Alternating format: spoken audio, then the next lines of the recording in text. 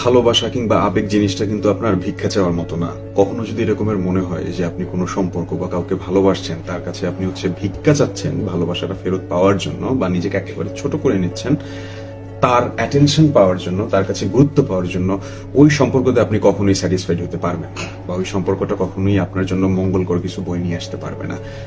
ভালোবাসা জিনিসটা এমন, বা রিলেশন জিনিসটা এরকমের যে দুজনেরই দুজনের প্রতি সেম অ্যামাউন্টের না হোক, অ্যাটলিস্ট 80% 100% অ্যাট্রাকশন কাজ করবে। এরকম যদি কাজ না করে, তাহলে আপনি শুধুই আপনার বেকার সময় দিচ্ছেন, নিজের মেন্টাল স্ট্রেস বাড়াচ্ছেন, মানসিক শান্তি নষ্ট করতেছেন। টক্সিক পার্সনদের কাছ থেকে অলওয়েজ দূরে থাকবেন।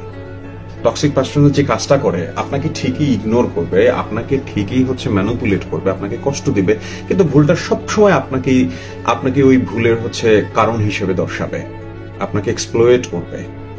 ভালোবাসা কোনো সময় ভিক্ষা চাইবেন না। যে কোনো সম্পর্কই আপনার কি বলে, ওই যে কোনো সম্পর্কে ইম্পর্টেন্স জিনিসটা আপনার জোর করে আদায় করা যেমন যায় না, তেমনি ভিক্ষা চেয়েও নিজেকে ছোট করেও আপনার ওই জায়গাটায় নিজেকে অধিষ্ঠিত করা যায় না, স্টেবল করা যায় না।